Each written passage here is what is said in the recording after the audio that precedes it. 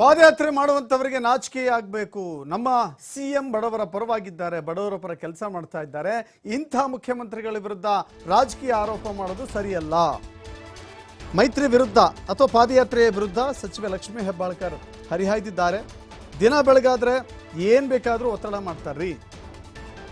BJP ಜೆಡಿಎಸ್ನವರ ಮೇಲೆಯೇ ನೂರಾರು ಕೇಸ್ಗಳಿದ್ದಾವೆ.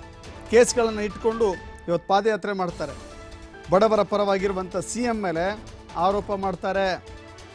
ಹೀಗಂತ ಬೆಳಗಾವಿಯಲ್ಲಿ ಮಹಿಳಾ ಮತ್ತು ಮಕ್ಕಳ ಕಲ್ಯಾಣ ಇಲಾಖೆಯ ಸಚಿವೆ ಲಕ್ಷ್ಮೀ ಹೆಬ್ಬಾಳ್ಕರ್ ಪ್ರತಿಕ್ರಿಯೆ ಕೊಟ್ಟಿದ್ದಾರೆ.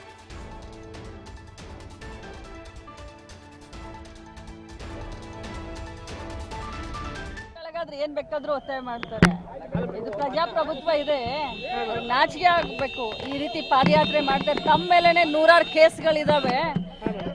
ಇದ್ರೂ ಕೂಡ ಇಂಥ ಒಂದು ಮುಖ್ಯಮಂತ್ರಿ, ಏನು ಬಡವರ ಪರವಾಗಿದ್ದಂತ ಒಬ್ಬ ಮುಖ್ಯಮಂತ್ರಿ ಮೇಲೆ ಈ ರೀತಿ ಅನ್ಯಾಯ ಮಾಡ್ತಾ ಇದ್ದಾರೆ. ರಾಜಕೀಯ ಪ್ರೇರಿತವಾಗಿ ಕೇಸನ್ನ ಹಾಕ್ಲಿಕ್ಕೆ ಹೊರಟಿದ್ದಾರೆ ಅಂತಂದ್ರೆ ಅವ್ರಿಗೆ ನಾಚಿಕೆ ಆಗುತ್ತೆ. ಹೇಳಿದ್ರಲ್ಲ ಸಿಎಂ ಅವರು, ಅವ್ರಿಗೆ ನೈತಿಕತೆನೇ ಇಲ್ಲ, ಅವರೇ ಜಾಮೀನ್ ಮೇಲೆ ಇದ್ದಾರೆ ಅಂತ ಹೇಳಿ. ಬೆಳಗಾದ್ರೆ ಏನ್ ಬೇಕಾದ್ರೂ ಒತ್ತಾಯ ಮಾಡ್ತಾರೆ. ಇದು ಪ್ರಜಾಪ್ರಭುತ್ವ ಇದೆ, ನಾಚಿಕೆ ಆಗ್ಬೇಕು. ಈ ರೀತಿ ಪಾದಯಾತ್ರೆ ಮಾಡ್ತಾರೆ. ತಮ್ಮ ಮೇಲೆನೆ ನೂರಾರು ಕೇಸ್ಗಳಿದಾವೆ.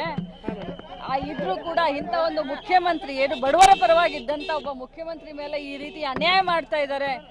ರಾಜಕೀಯ ಪ್ರೇರಿತವಾಗಿ ಕೇಸನ್ನ ಹಾಕ್ಲಿಕ್ಕೆ ಹೊರಟಿದ್ದಾರೆ ಅಂತಂದ್ರೆ ಅವ್ರಿಗೆ ನಾಚಿಕೆ ಆಗುತ್ತೆ. ಹೇಳಿದ್ರಲ್ಲ